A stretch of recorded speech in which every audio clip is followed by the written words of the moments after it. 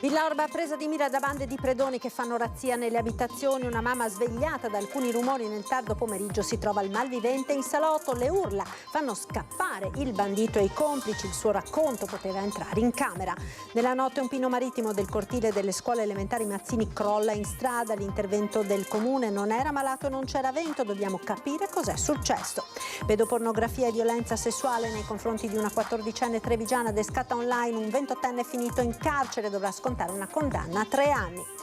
Dopo il mortale di ieri altri 2 schianti sempre nel tratto maledetto della A4, 2 feriti e caos traffico. Il sindaco di Cessalto: ora basta, si intervenga o mi dimetto, la A4 è una priorità più della via del mare.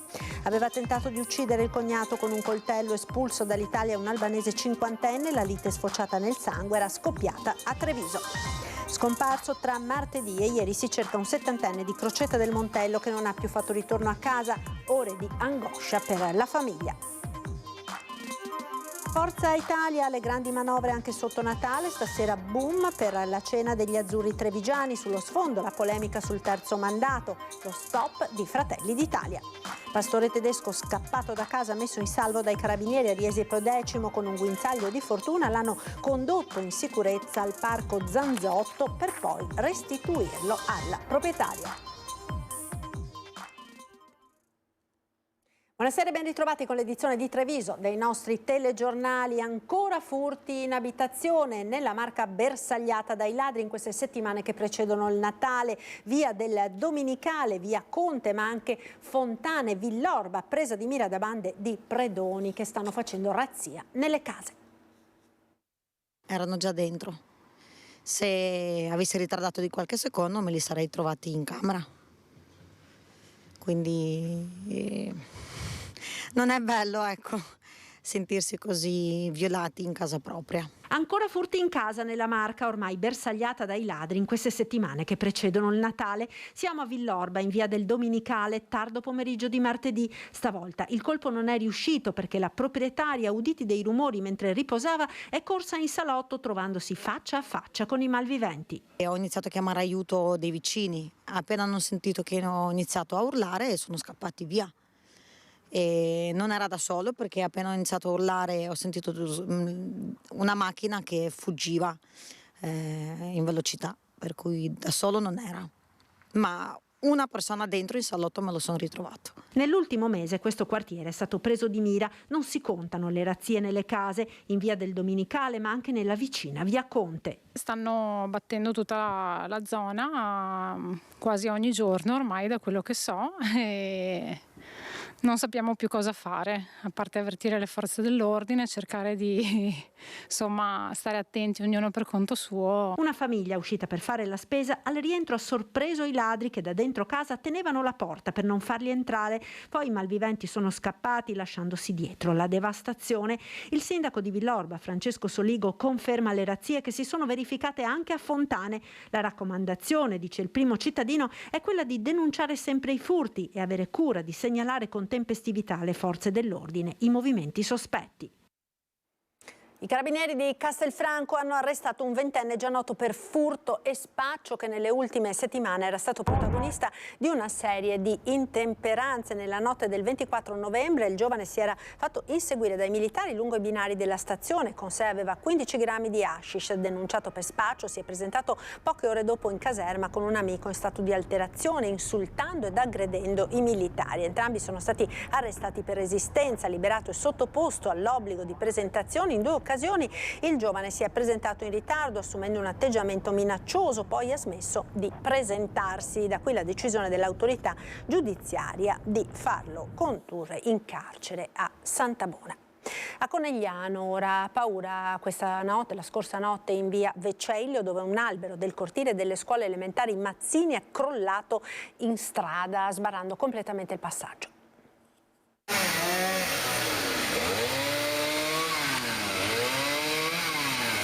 Un pino marittimo abbattuto dal maltempo, crollato nel cuore della notte nel cortile della scuola elementare Mazzini di Conegliano, finito in strada proprio in mezzo all'incrocio con via Tiziano Vecellio. Strada sbarrata ed un pericolo scampato. Un albero all'apparenza sano caduto in una notte di pioggia ma senza un filo di vento. Solo la fortuna ha voluto che accadesse di notte, senza i bambini a giocare in cortile o le auto in transito. A dare l'allarme i residenti che hanno sentito il tonfo. Immediato l'arrivo dei vigili del fuoco accorsi per liberare la strada. Il tronco tagliato, i rami accatastati.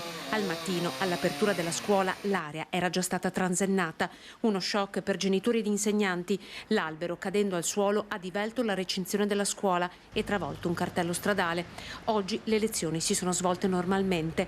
Visibilmente preoccupato però il vice sindaco e assessore ai lavori pubblici Claudio Toppan, che ha già dato ordine di rivedere il piano di controllo e verifica degli alberi. I pini marittimi purtroppo hanno un apparato radicale di superficie, quindi loro non scendono in profondità, quindi sono agganciati al terreno in modo abbastanza precario. Questo apparato radicale li rende deboli. Questo addirittura è accaduto senza che ci fosse presenza di vento o di qualche evento atmosferico che perlomeno potesse dare una giustificazione. Da 3 anni è al via un censimento sulle 5.000 alberature del territorio comunale, piano che sarà dunque rivisto proprio a partire dall'evento di questa notte. Già nel pomeriggio il sopralluogo dell'agronomo. Se solo si guarda il tronco che hanno tagliato i vigili del fuoco ci si rende conto che l'albero, voglio dire, dal terreno in su era sanissimo. Ha ceduto completamente l'apparato radicale, quindi questo ci farà sicuramente spostare l'obiettivo, la priorità diventeranno sicuramente in primis i pini marittimi e soprattutto più primis ancora quelli presenti nelle aree verdi, nei giardini delle scuole. Pedopornografia e violenza sessuale nei confronti di una 14enne trevigiana adescata online, 28enne di Caserta, finito in carcere dove dovrà scontare una condanna a 3 anni. Aveva adescato su Facebook una ragazzina di appena 14 anni, fingendosi un 19enne, quando di anni ne aveva invece 25. L'aveva convinta a mandargli delle foto di lei senza niente addosso, ma quando le ha chiesto dei video a sfondo sessuale, la minorenne ha esitato e lui per tutta risposta l'ha minacciata di pubblicare in rete il materiale di cui era già in possesso. La vicenda risale alla fine del 2020, ora il responsabile di quegli atti, un operaio 28enne della provincia di Caserta, è finito in carcere. È diventata infatti definitiva la condanna a 3 anni di reclusione che gli è stata inflitta dopo il processo in cui è sfociata l'indagine della squadra mobile di Treviso coordinata dalla Procura distrettuale di Venezia. La ragazzina, all'epoca studentessa di prima superiore, abita in un comune a est del capoluogo. Del ragazzo conosciuto sui social network si era probabilmente invaghita, ma quando lui le ha chiesto dell'altro, oltre alle fotografie, minacciandola, e lei gli ha inviato dei video di autoerotismo, per la 14enne è iniziato l'incubo. Il suo cambio di umore ha spinto la mamma a indagare, scoperto quello che era successo, è scattata la denuncia alla polizia. Pornografia minorile e violenza sessuale, i reati di cui il 28enne è risultato colpevole. Aver costretto la minorenne a realizzare quei video sotto minaccia è stato giudicato una forma di violenza sessuale pur se a distanza, da cui la pesante condanna che l'uomo ha già iniziato a scontare in carcere. Prima applicazione in provincia di Treviso della legge Roccella che rafforza le norme del codice rosso a tutela delle vittime di violenza.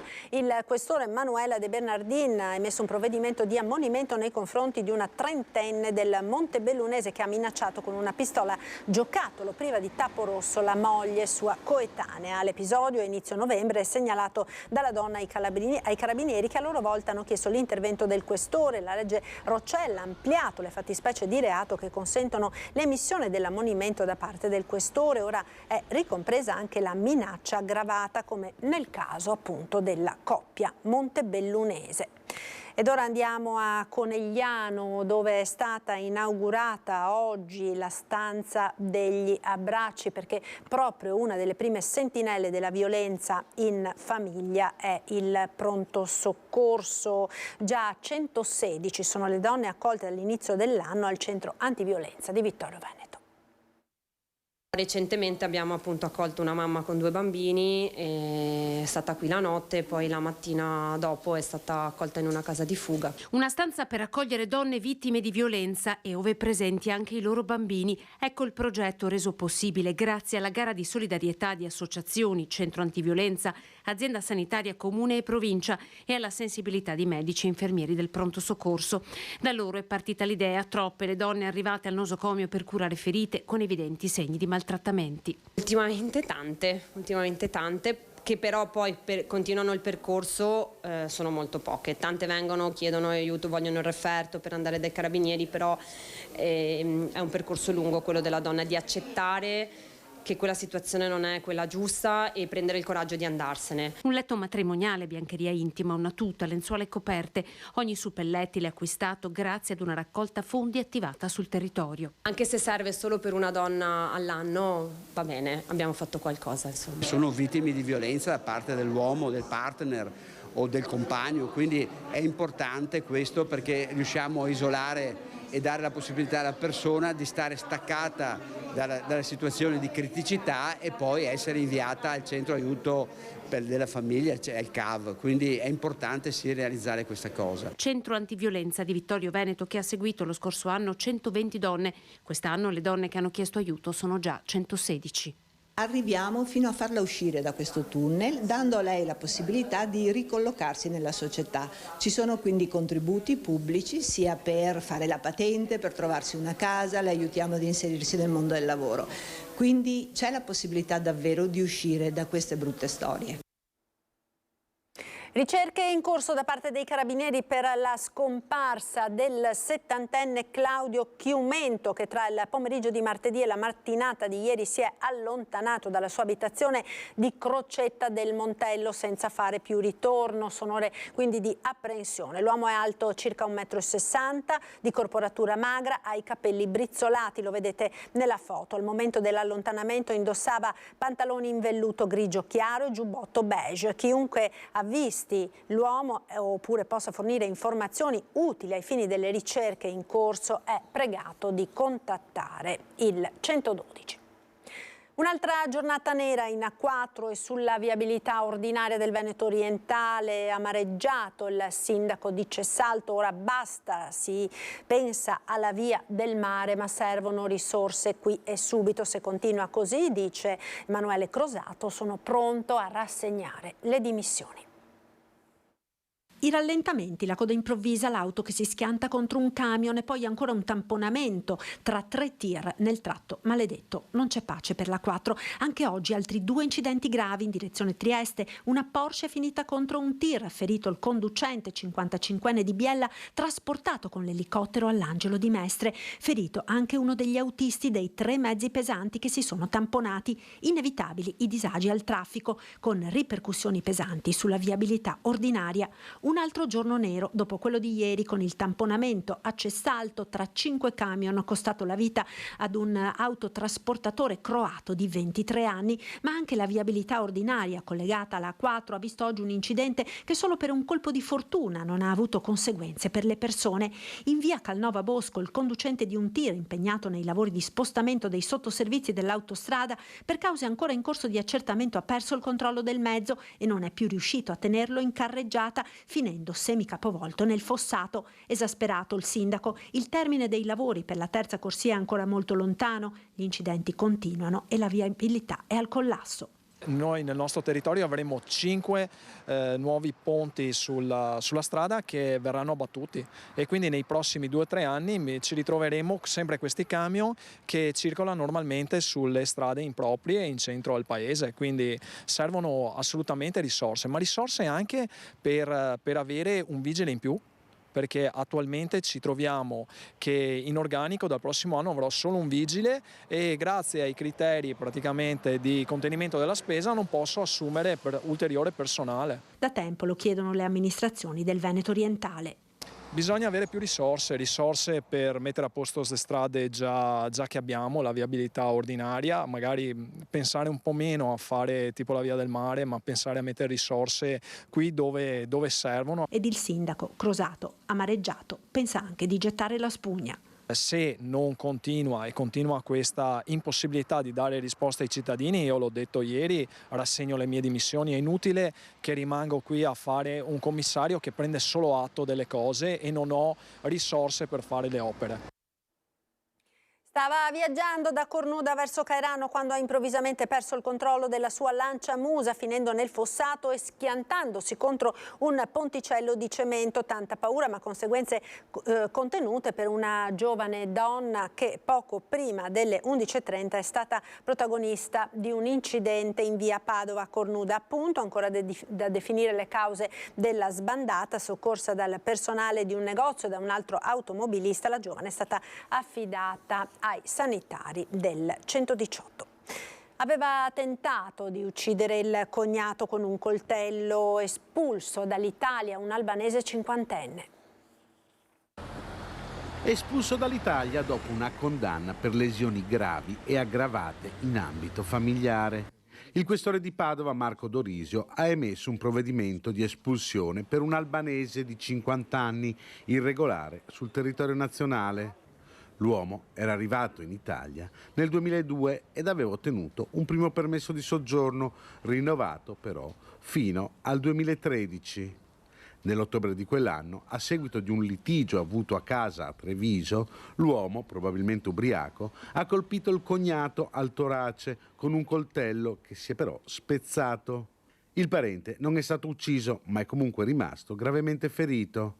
Per questa vicenda l'albanese è stato condannato a 3 anni e 4 mesi di reclusione. Il 50enne però aveva ricevuto altre condanne per i reati di furto e ricettazione.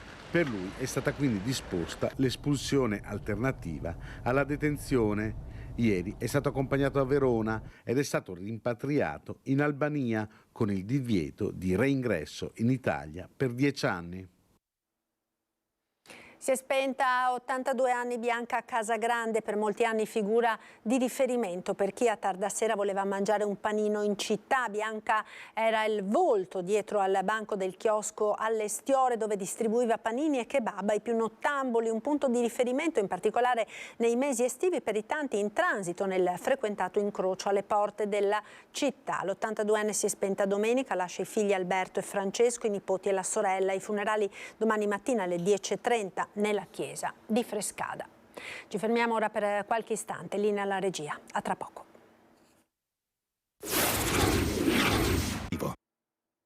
Eccoci di nuovo in diretta. La politica, l'annuncio è arrivato nel pomeriggio di oggi nel corso di Atreiu, la festa di Fratelli d'Italia. Il testo sull'autonomia differenziata verrà con ogni probabilità calendarizzato in aula l'8 gennaio. A dirlo il ministro per gli affari regionali e le autonomie Roberto Calderoli nel corso di un dibattito con gli amministratori locali. Credo che il testo verrà calendarizzato in aula l'8 gennaio e credo che sia un provvedimento che darà non solo le risposte al nord del paese ma anche le prospettive al sud, le parole del ministro. E la politica regionale ora con Forza Italia, le grandi manovre anche sotto Natale. Stasera boom per la cena degli azzurri trevigiani, sullo sfondo la polemica del terzo mandato e delle tensioni tra Tosi e Zaia. Interviene anche il numero 1 dei meloniani, questione di opportunità, dice Luca De Carlo.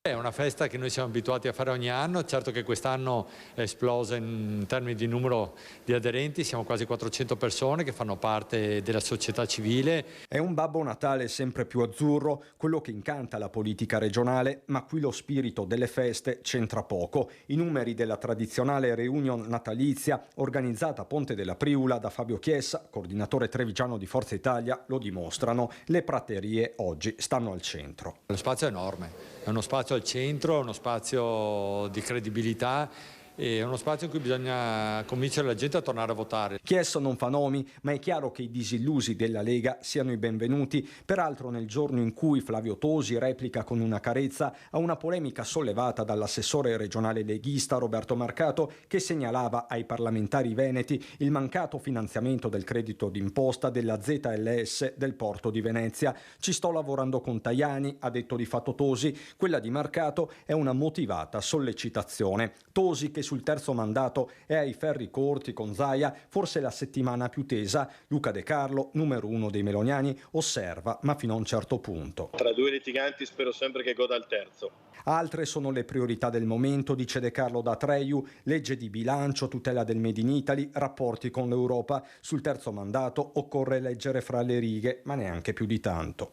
E credo che dopo aver governato bene per tanti anni si possa anche pensare di dedicarsi non solo ad altro, ma anche di capire se ci sono altre energie disponibili sul territorio che magari riescono a dare nuova linfa. Insomma, non credo debba essere per forza la legge a disciplinarle, ma credo che sia l'opportunità politica, il buon senso, gli stimoli che ciascuno di noi può o non può avere. Il bilancio regionale, ora nella manovra del Veneto ci sono anche delle voci trevigiane. 3 milioni di euro sono stati destinati per esempio al progetto del velodromo di Spresiano, finanziato anche il corso di laurea in medicina dell'Università di Padova a Treviso città e coordinato dalla stessa ULSS 2.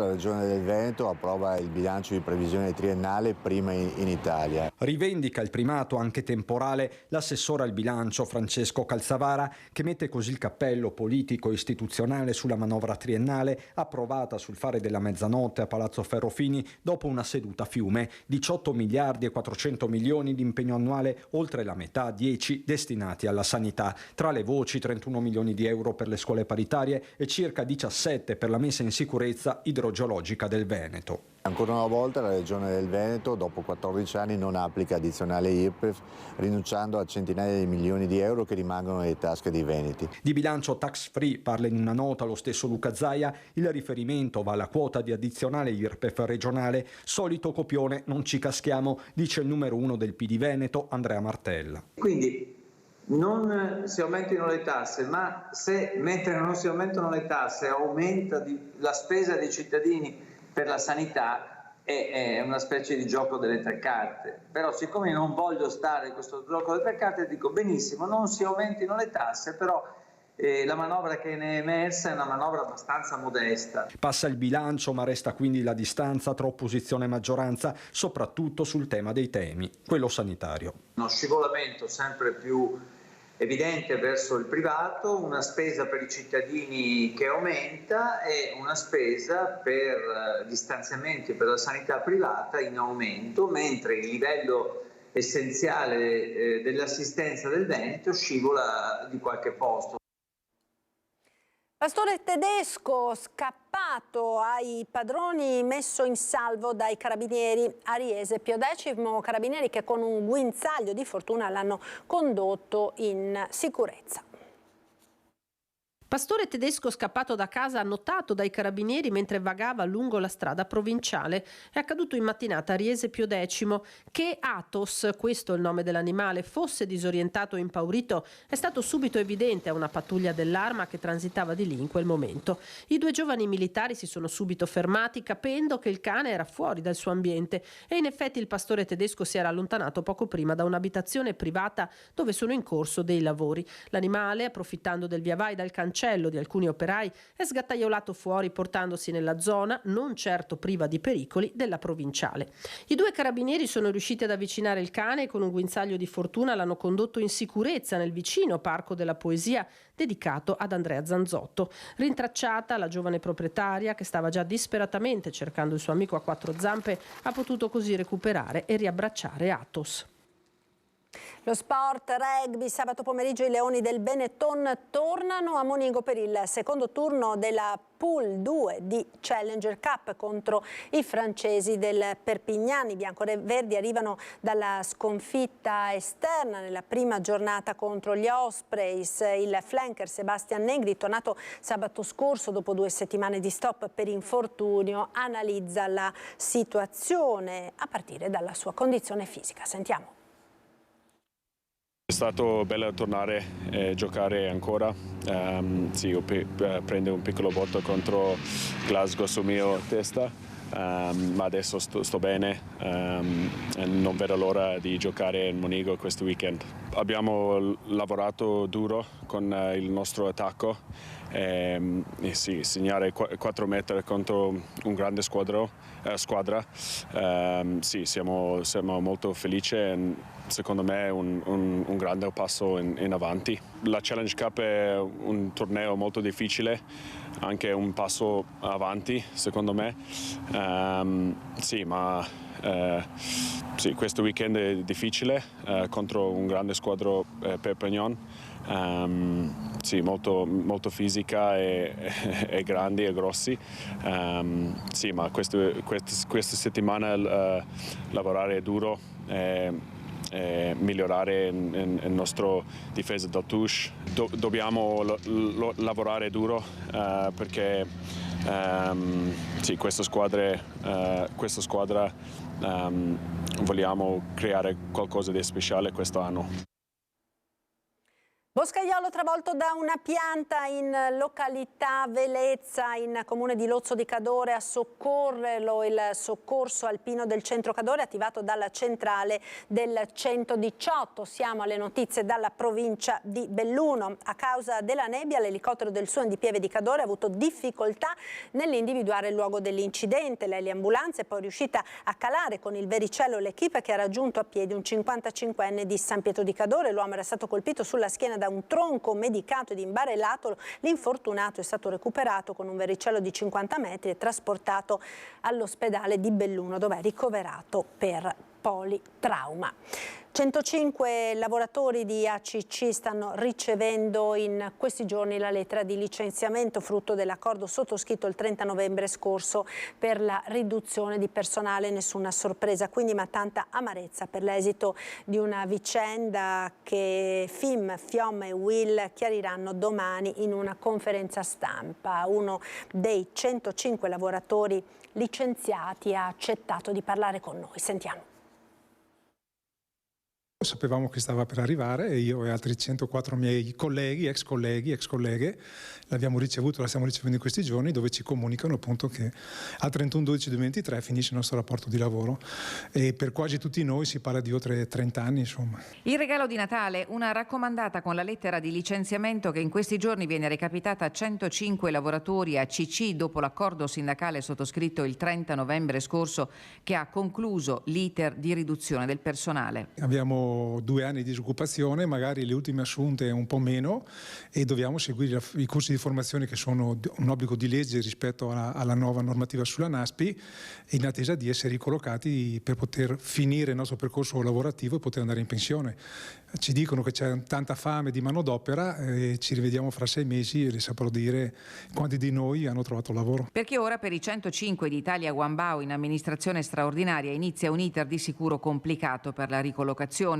Lo stato d'animo lo si può facilmente intuire. Luca Zuccolotto ha trascorso i 2/3 della sua trentennale esperienza lavorativa in trincea, dapprima come funzionario della FIOM CGIL di Belluno, poi come segretario generale dal 2012 fino a una parentesi nel 2018 a Verona. In ACC era rientrato da dipendente nel 2020. Le domando se si immaginava un epilogo del genere.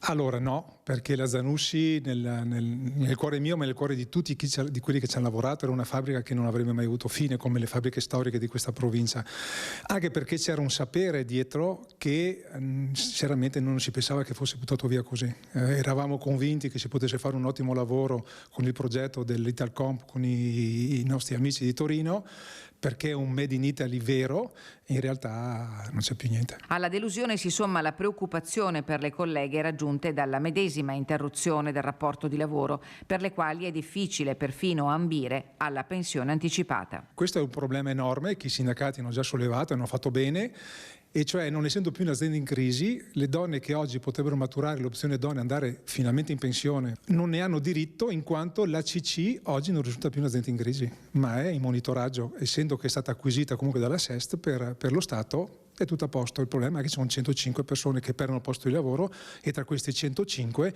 ci sono 7, 8, 10 donne che avrebbero diritto ad accedere ad opzione donna, ma essendo che l'azienda non è in crisi non ne hanno diritto.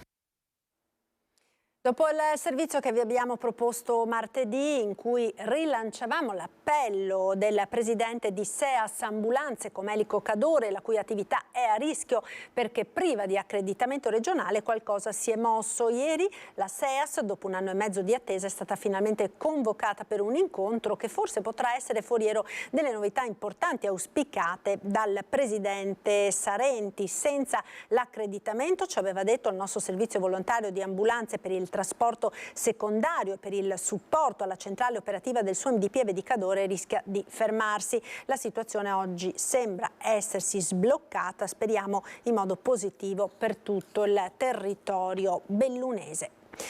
I tagli alle corse, la carenza di autisti, il costo dei servizi e le prospettive future sono i temi affrontati nel corso del vertice di martedì a Palazzo Rosso tra il sindaco di Belluno, Oscar De Pellegrin, l'assessore Paolo Gamba, la dirigenza Dolomitibus e la provincia, un incontro voluto dal primo cittadino del capoluogo per affrontare la difficoltà che sta vivendo il servizio di trasporto pubblico locale. Subito è stato affrontato il tema della programmazione a partire dal prossimo anno, prevedendo l'introduzione per le tratte urbane del trasporto a chiamata per le fasce di morbida, con mezzi da 9 posti, grazie all'assunzione di 9 autisti che entreranno in servizio a breve. Il problema va affrontato a livello regionale, provinciale e nazionale con sforzi ed iniziative allineate, ha affermato il direttore operativo di Dolomitibus, convinto che l'introduzione di veicoli a 9 posti e di servizi flessibili a chiamata rappresentino una concreta risposta che nel breve periodo potrà portare dei benefici al territorio.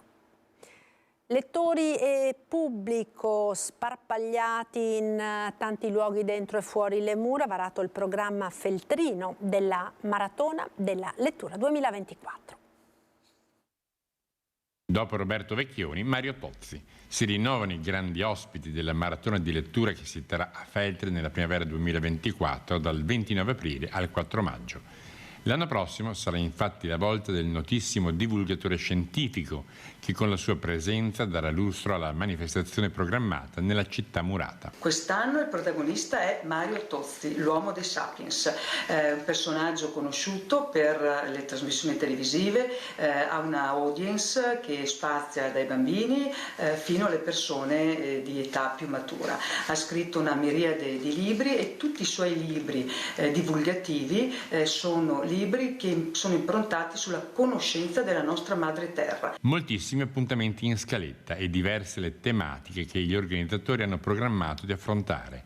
Tra di esse proprio la divulgazione scientifica, con particolare attenzione alle tematiche ambientali. Accanto all'ossatura, tradizionale di questo evento, di questa manifestazione data dalla professionalità dei tanti lettori volontari che partecipano, ci saranno tutta una serie di iniziative culturali e non solo per un'offerta a 360 gradi su questo tema. Natale per tutti, una giornata di festa dedicata alle persone con disabilità in Piazza dei Martiri a Belluno, grazie ancora una volta alle iniziative di Alvaro D'Alfara e Crossabili di Mattia Cattapan. Moto ed auto hanno fatto sfoggio di sé nello spazio loro riservato di fronte ai disabili arrivati sui mezzi delle associazioni, ma anche davanti a tantissimi bambini, tutti con il cappellino da Babbo Natale messo a disposizione dall'organizzazione dell'evento. A dare spettacolo prima le Dream Cars tra Ferrari e Porsche, poi le 2 ruote con le evoluzioni dello stunt rider Marco Bazzi e di altri motociclisti. Vi ricordo come sempre in chiusura la nostra rubrica dedicata al vostro presepe. Potete continuare ad inviarci il video delle vostre natività su WhatsApp al numero che vedete in sovraimpressione 351 1755 340. Vi raccomandiamo come sempre che le immagini siano in orizzontale della durata di almeno 20 secondi. Specificate sempre il vostro nome e cognome, comune di residenza. Se volete potete anche inserire gli auguri e la descrizione del vostro presepe. E per la rubrica dedicata alle vostre rappresentazioni della natività, questa sera vediamo le creazioni di Francesca e Sara di Camalò di Povegliano, Luigi Urdic di Postioma di Paese, il presepe della piccola Nives di 4 anni e di mamma Francesca Ponzano e la natività realizzata da Giovanni, Silvio, Carlo e Ugo, ospiti in co-housing in una struttura di Villorba della cooperativa Picos, che si occupa di attività con persone che presentano fragilità mentali. Vediamo quindi i vostri presepi, poi spazio alle previsioni del tempo con il nostro meteo. Arrivederci, buona serata.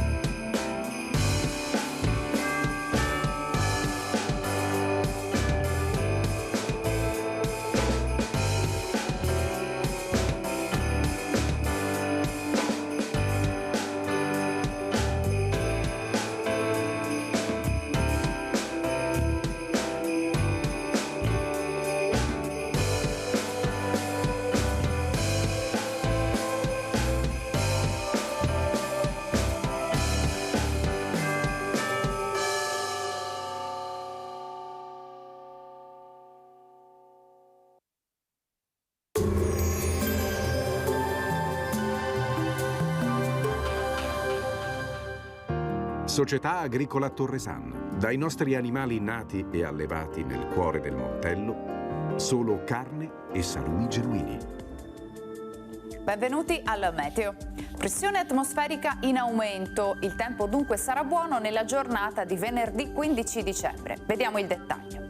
Sul Veneto condizioni ancora favorevoli alla formazione di nebbie in pianura nelle ore più fredde. A seguire, e ce lo mostra la grafica, avremo un ampio soleggiamento con cielo al massimo velato. Le temperature saranno sostanzialmente stazionarie, minime tra 0 e 4 gradi, massime tra 7 e 9 gradi all'incirca. Spostiamoci ora sul Friuli Venezia Giulia. Anche qui prevalenza di sole, cielo pressoché sereno o al massimo poco nuvoloso. Temperature minime tra 1 e 6 gradi, massime sui 9-11 gradi. Infine diamo uno sguardo alla situazione del Trentino Alto Adige, dove avremo ben poche novità. Sarà soleggiato ovunque tranne lungo il confine con l'Austria. Temperature minime tra meno 4 e 1 grado, massime sui 4-8 gradi all'incirca. Dal meteo è tutto, vi do appuntamento al prossimo aggiornamento.